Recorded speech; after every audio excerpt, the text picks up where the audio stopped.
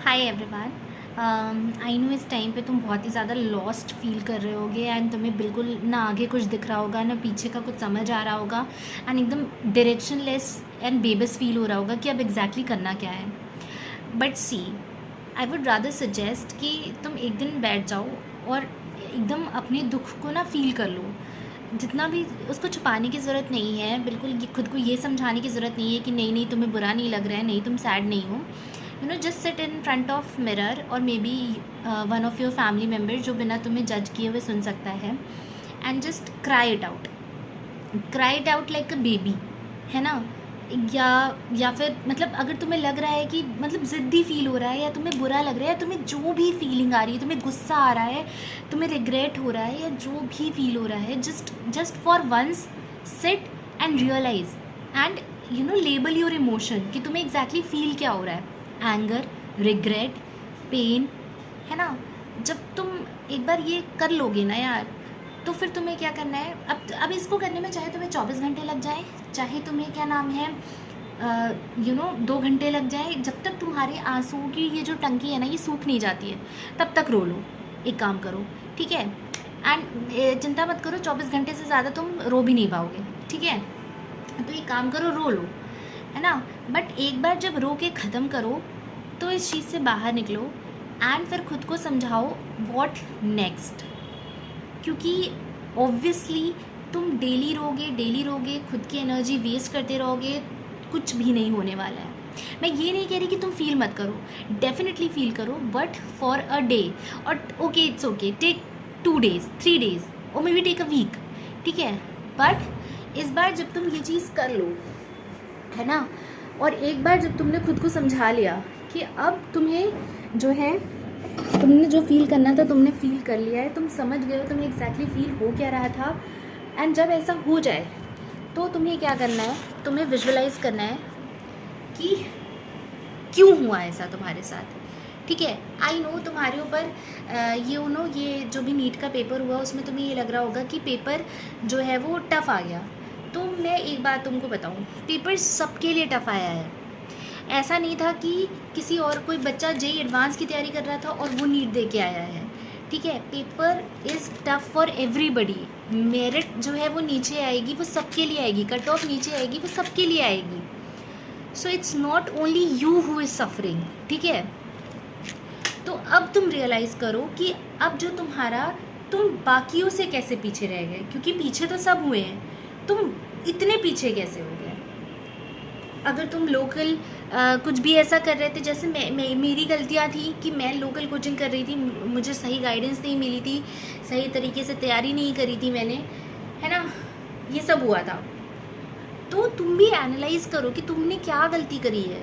सी, competition का pattern हम नहीं डिफाइन कर सकते हैं। जो कभी कभी ये होता है ना, लाइक मेरे ही कमेंट सेक्शन में बहुत पहले किसी ने बोला था कि अरे एनसीईआरटी ही तो पढ़नी होती है। देख, पढ़ना तो एनसीईआरटी होती है, बट उसको भी पढ़ने का एक तरीका होता है।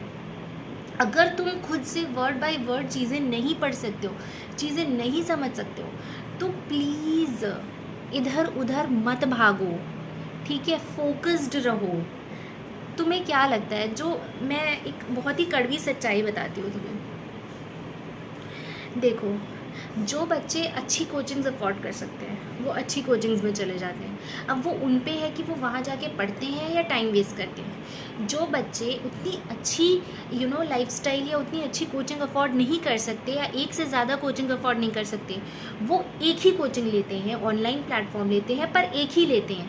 एंड फिर वो ना दाएँ देखते हैं ना बाएँ देखते हैं, ना ये देखते हैं कि कौन सी कंट्रोवर्सी हो रही है, ना ये देखते हैं किस टीचर को डिग्रेड किया जा रहा है, ना ये देखते हैं, ना यूट्यूब पे आके फालतू के कमेंट सेक्शन में कमेंट करते हैं। वो कुछ नहीं करते हैं, वो स्टिक करते हैं उस एक पर्टिकुलर ऑनलाइन प्लेटफॉर्म को जो उन्होंने लिया होता है, और उससे चीज़ें समझ रहे होते हैं। उन्हें मान लो अगर कुछ नहीं समझ में आ रहा होता है तो वो यूट्यूब पे आके वो चीज़ समझ के चुपचाप से यूट्यूब बंद करके चले जाते हैं।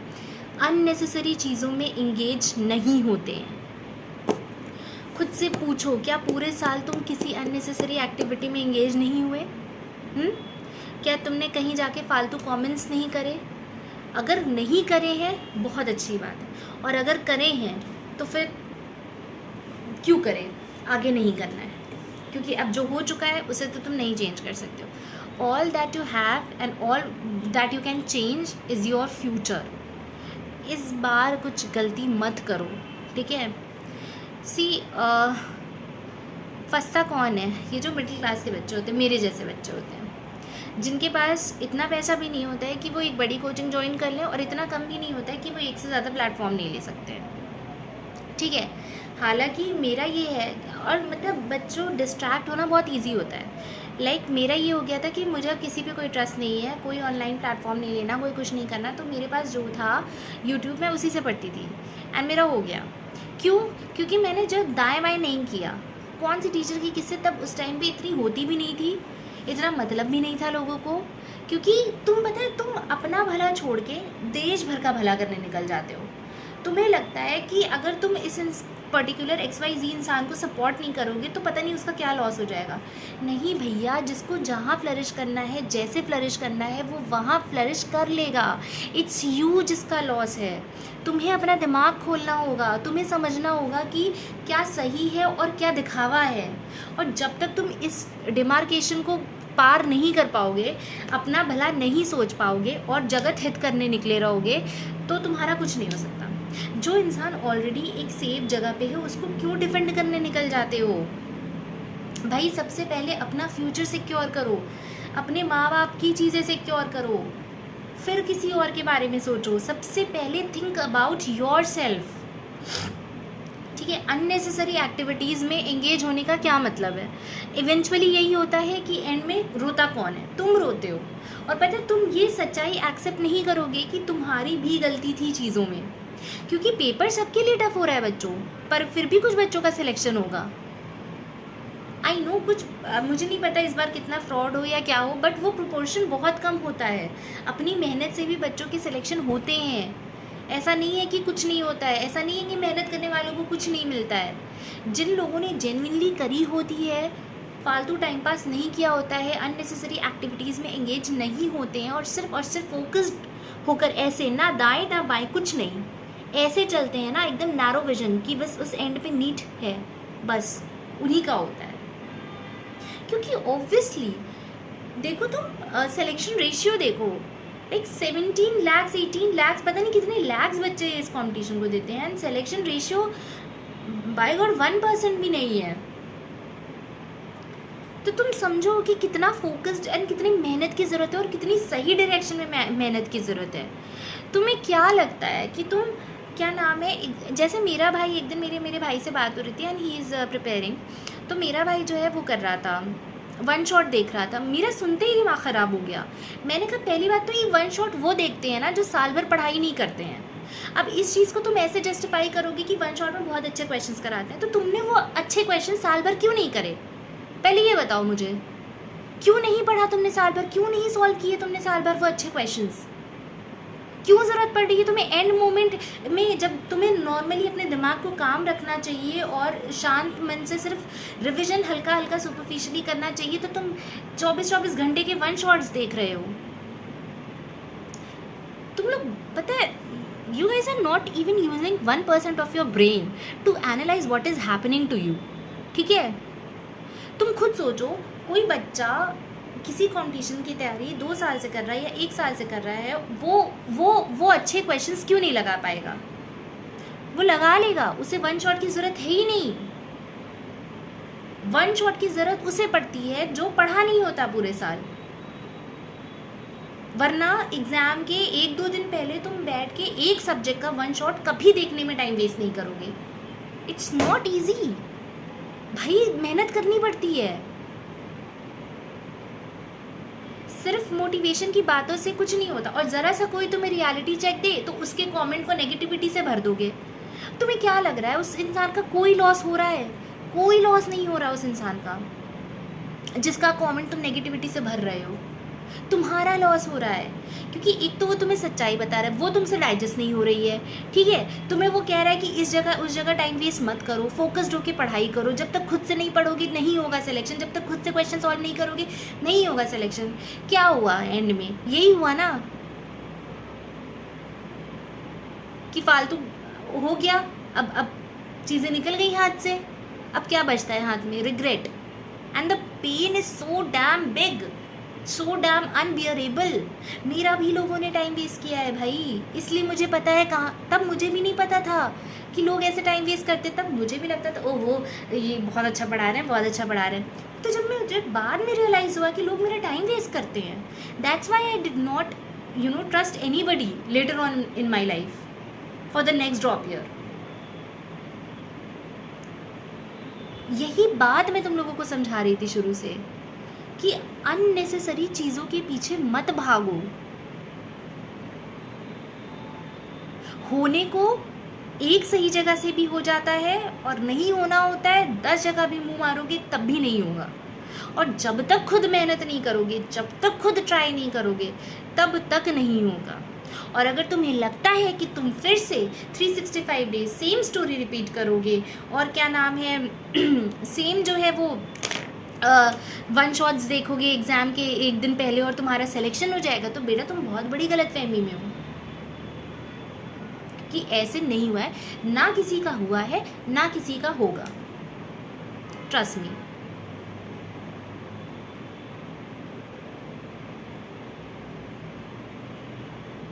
ये थ्योरी एग्ज़ाम नहीं है जिसमें तुमने एक दिन पहले थ्योरी बस रिकॉल कर ली जल्दी जल्दी जल्दी जल्दी तो तुम्हारा हो जाएगा।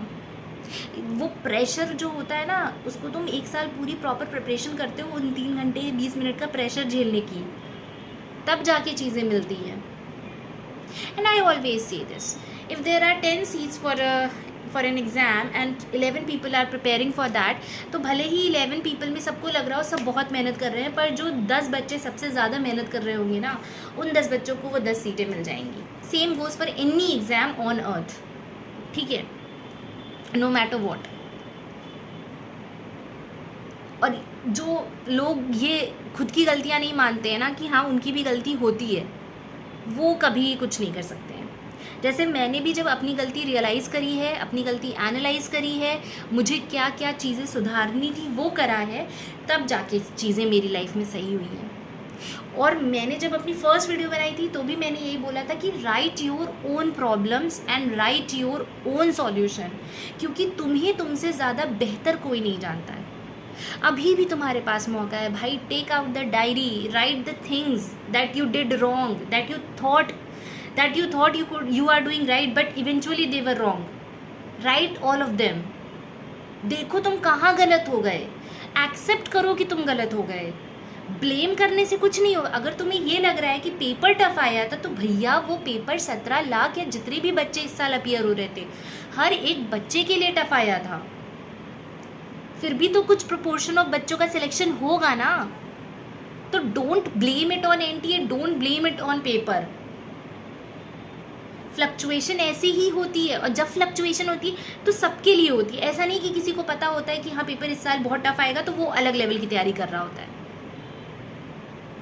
तो इवेंचुअली अगर मान लो, मैं तो कहती हूँ अगर 45 क्वेश्चंस आए थे और 45 में से मैं कहती हूँ अगर 25 क्वेश्चन भी टफ थे और सिर्फ 20 ईजी थे, तो तुम्हारे वो 20 के 20 सही होने चाहिए, क्योंकि वो तो हर बच्चे का सही होगा। अब देखो जाके क्या तुमने वो 20 के 20 सही किए? जाओ एक बार देखो, अपना पेपर एनालाइज करो, हिम्मत करो देखने की। जब मैं भी नीट का पेपर देके आती थी, मेरा सिलेक्शन नहीं होता था तो मेरी हिम्मत नहीं होती थी देखने की। फिर मैंने एक बार बहुत हिम्मत करके उठाया पेपर कि मैं देखूंगी कि मैं क्या गलत करती हूँ। जब तक खुद को नहीं एनालाइज करोगे, जब तक सच्चाई से भागते रहोगे, हर साल सेम मिस्टेक होगी, हर साल तुम सेम चीज़ें रिपीट करोगे, क्योंकि तुम एक बार देखना ही नहीं चाहते हो, सच्चाई एक्सेप्ट ही नहीं करना चाहते हो, ये मानना ही नहीं चाहते हो कि गलती तुम्हारी भी हो सकती है। मे भी तुमने गलत मेंटोर चुना, मे भी तुमने गलत गाइड चुना, मे भी तुमने कम मेहनत करी, मे भी तुमने फालतू चीज़ों में ज़्यादा बह गए, फालतू चीज़ों में ज़्यादा टाइम वेस्ट किया। जो टाइम तुम्हें अपना रिवीजन में निकालना चाहिए था, वो टाइम तुम यूट्यूब पे बकवास करने में निकाल रहे थे।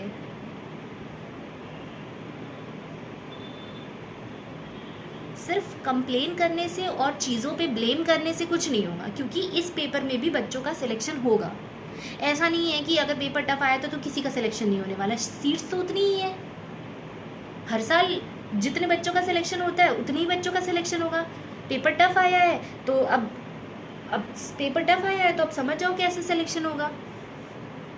जो बच्चा सिंसियर रहा होगा उसका इस पेपर में भी सिलेक्शन हो जाएगा। और जब तक तुम एक्सेप्ट नहीं करोगे कि तुमने क्या गलती करी है, तुम्हारा क्यों नहीं हुआ, तब तक अगर तुम फिर से अगर सोच रहे हो ना कि तुम ये पेपर देने वाले हो, तो भाई मत दो। क्योंकि जब तक तुम नहीं एनालाइज करोगे ना कि तुमने क्या गलती करी है, तुम फिर सेम मिस्टेक करोगे, सेम विशियस साइकिल में हमेशा फंसे रहोगे। क्योंकि बहुत हिम्मत लगती है खुद की गलती एक्सेप्ट करने में, बहुत हिम्मत लगती है ये एक्सेप्ट करने में कि हाँ मैं गलत था या थी, हाँ मुझसे ये गलती हुई है, हाँ मेरी गलती है, मुझे जब पढ़ना चाहिए था तो मैंने नहीं पढ़ा, हाँ मेरी गलती है जब मुझे क्वेश्चन सॉल्व करने चाहिए थे तो मैंने नहीं करे, हाँ मेरी गलती है मैंने इधर उधर टाइम वेस्ट किया। The moment you will accept it, everything will fall in to place. एंड फिर तुम चाहे जो भी डिसाइड करो अपनी लाइफ में अचीव करने का या करने का, वो भी सही होगा फिर। क्योंकि blaming won't help and won't take you anywhere. अब जब मेरा भी सिलेक्शन नहीं हुआ था तो मैं भी 10 चीज़ों को ब्लेम कर सकती थी। इवेंचुअली जिन कंडीशन में मेरा सिलेक्शन हुआ है, अगर मेरा ना होता तो मैं अपने पेरेंट्स को ब्लेम कर सकती थी, मुझे ऐसी जगह रख दिया इसलिए मेरा नहीं हुआ। पर वहाँ से भी हो गया भाई, क्योंकि मैंने एक्सेप्ट किया कि हाँ मेरी भी गलतियाँ थी। पहले साल मैंने गलत जगह चुनी, जिस चक्कर में मैं एक विशियस लूप में फंस गई कि मुझे पता ही नहीं था अब करना क्या है। सेकेंड ईयर में मैंने मॉक टेस्ट नहीं दिए, मैंने क्वेश्चंस प्रैक्टिस नहीं करी, सिर्फ प्लेन रीडिंग करी।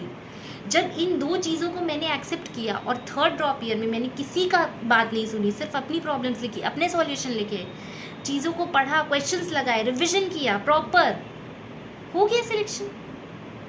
सी, और मुझे शायद इतना टाइम ना लगता अगर मुझे पहली बार में चीज़ें सही पता चल जाती। The point is now people are so defensive कि अगर तुम उन्हें बताओगे कि हाँ ये चीज़ तुम गलत कर रहे हो, तो वो एकदम ऑफेंड हो जाएंगे और फिर वो खुद को डिफेंड करने लग जाएंगे कि वो तो गलत हो ही नहीं सकते हैं। और अगर तुम उन्हें ये बताओगे कि तुम यहाँ पर जाके गलती कर रहे हो, तो भी वो डिफेंसिव हो जाएंगे, क्योंकि एक पर्टिकुलर XYZ को तुमने अपना आइडल मान लिया है। अब तुम्हें पता है कि चीज़ें गलत हैं, तब भी तुम खुद को जस्टिफाई करते रहोगे।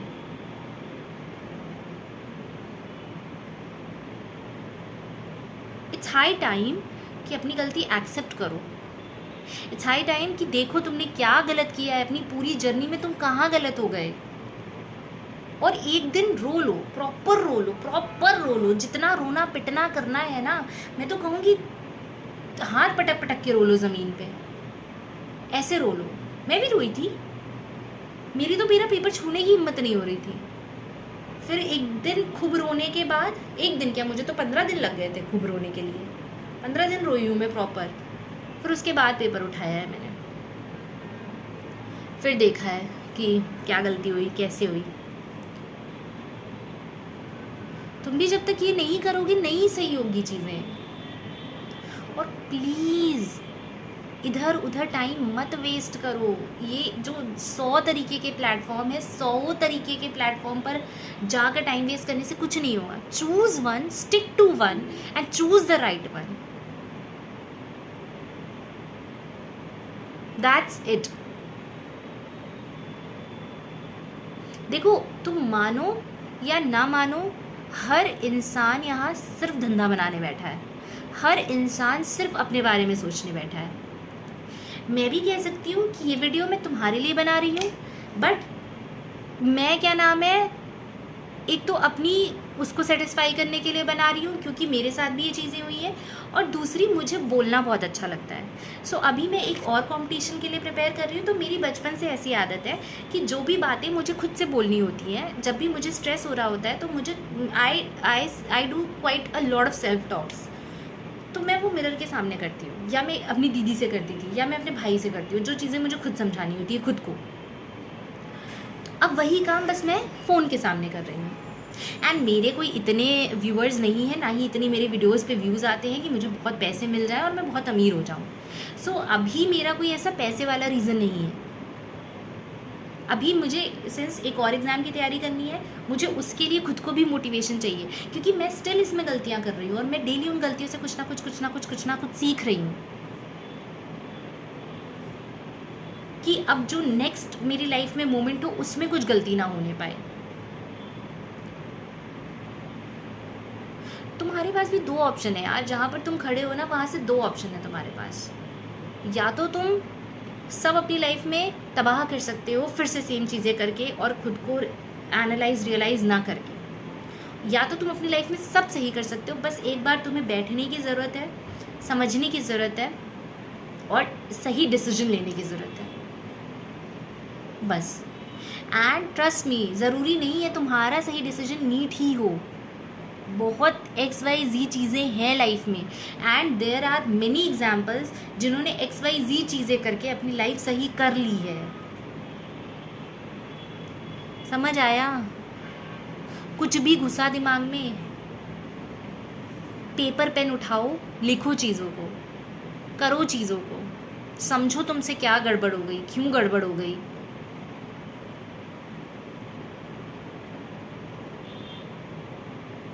खुद को तुम ही बचा सकते हो, कोई और तुम्हें बचाने नहीं आएगा। तुम्हारे मम्मी पापा को नहीं पता है भाई तुमने क्या किया है, सिर्फ तुम्हें पता है तुमने क्या किया है। सिर्फ तुम खुद को बता सकते हो तुम कहाँ गलत हो गए, सिर्फ तुम्हें पता है कि तुम कैसे सही कर सकते हो अपनी लाइफ। तो जब तक तुम खुद की लाइफ की रिस्पॉन्सिबिलिटी नहीं लोगे एंड ब्लाइंडली लोगों को ट्रस्ट करते रहोगे, सोशल मीडिया इन्फ्लुएंसर्स को एंड पता नहीं क्या क्या, तब तक चीज़ें नहीं सही होने वाली हैं।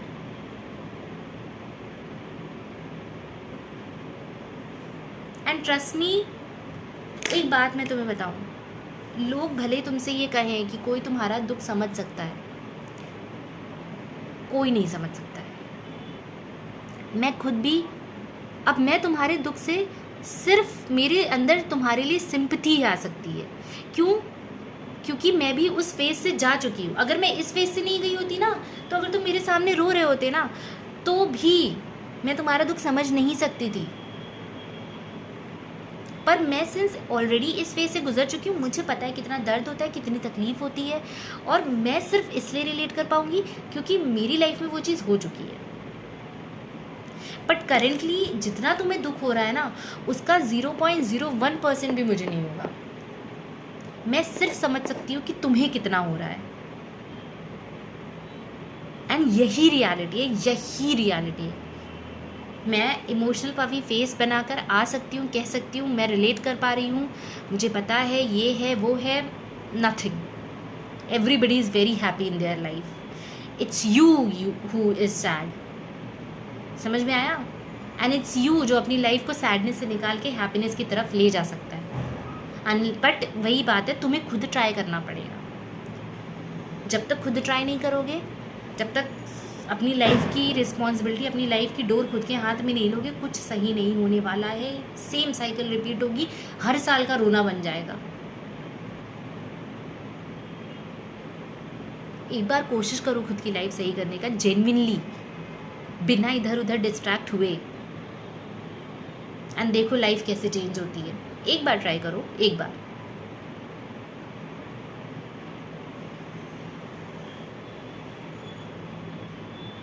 चलो, आई होप तुम्हें मेरी बातें थोड़ी बहुत भी समझ में आई होंगी, यानी इस वीडियो का एसेंस समझ में आया होगा, रादर दैन पता नहीं जो मैं बोलूँ उसका अपने मन से मतलब निकाल के बकवास भर लो अपने दिमाग में।